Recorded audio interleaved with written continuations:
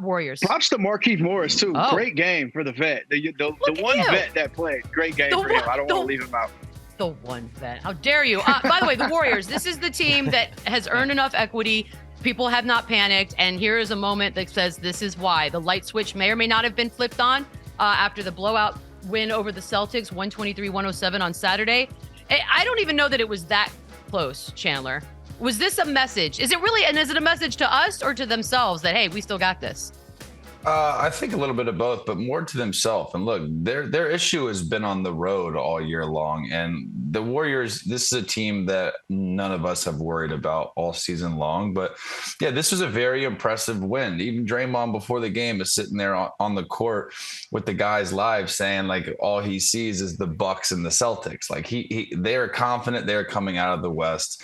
And they know they're gonna have to go through these guys to get a championship. But this was hopefully one of those games that kind of turns things around for them. Klay Thompson seems to be finding his legs. Jordan Poole, they have a balanced attack. And this is without Andrew Wiggins, who I firmly believe is their second best player and second most important player all year long. So this is definitely a big win. The Celtics have been the top dog all year long. And this was hopefully a turnaround for them and kind of gets them going on the right path. But I'd like to see them do it on the road. They're way too good. They're 2-11 on the road, which is pretty brutal. Yeah, look, the Warriors are the Warriors. They're the champs. We've been saying it all year long. We're not worried. We're not worried.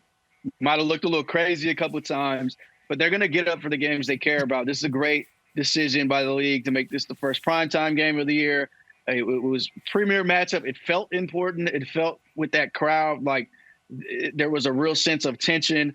And then Steph and Klay give you a vintage Steph and Klay performance, vintage Splash Brothers. 10 threes between two of them. They both score over 30 points. You're really just not going to beat that team when they're doing that. There's just no way around it. You cannot match that firepower, especially when Jason Tatum plays the way he's played. He's going to have to figure that matchup out because if he wants to win a title, it's probably going to go through San Francisco and these guys. And he didn't even have Andrew Wiggins to deal with that night. So it was a little worrisome. They've had a great trip so far, but you got to be a little troubled by what happened out there if you're the Celtics. Well, I'm glad you mentioned that because he's got a little bit of time, Tatum does, to think about it, process, marinate. They play again on January 19th. I live for revenge, Chandler. Will this be a revenge game for the Celtics? Yeah, I mean, one would think. Obviously, this is prime time, like we just said. This is the whole world just saw them kind of get cooked on national TV, and what a lot of people don't understand is whether you lose by 30, win by 30, if you have 40, if you go 0 for 10, the NBA is such a short-term memory, move on, flush it, and on to the next one mentality. And that's what the Celtics are going to do here. They realize that they had a bad game. Tatum was 6 of 21. Is the next time they play a little more, and is it circled? Yeah, probably. I'm hoping that's also a national TV game, but yeah, when I put my parlay winner pick on that day, I'm taking the Celtics and the spread. Oh, look out, world. Maybe we'll be good by then. Which probably means take the Warriors by 20. Exactly. Dom's, save us. Yeah, I've seen the Celtics a couple times in Chicago. They lost both times. Like, I don't know. This is just weird. Sometimes, I mean, this team is so dominant this year, and Steve Kerr was raving about them, saying they're literally impossible to beat, and then they beat them. But they've had a couple of clunkers this year. I don't know if it's just stuff that's kind of out of the norm for them, given the trajectory they're on this season. But they're not immune to having those types of clunkers. They've already had it this year. So I'm curious how many more they have. Yeah, they're on like a really weird 2-week-long road trip as well. I don't want to shoot them bail for losing this game. It's a big game. They had a few days off to prepare and be prepared for it.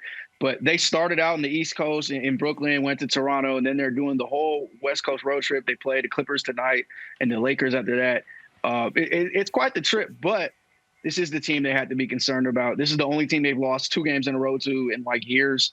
And yeah, they didn't exactly show up. I need my guy JT to figure that out, man. It's going to be in the way for him. This is going to be, his issue if he wants to win a title. I like the vintage psychological warfare on Kerr's part about, yeah. Can I just pose a hypothetical, because producer extraordinaire Danny and I were talking about it. Let's say the Warriors, this is the beginning of they just go on a run, right? Would it be more of a baller move on January 19th if, in fact, they're in position to sort of call their own shots, to sit everyone and kind of mess with the minds of the Celtics? Would that be the thing to do? Chandler, would that mess with you?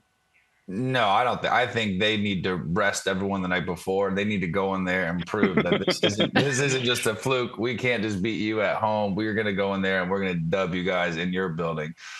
That's what I would do. All right, fair enough. Fair enough. I like the mental part of it. We're going to take a quick break right here. When we come back, we'll get the latest on DeJounte Murray's injury and all of the magnificent dunks from the weekend when Run It Back returns.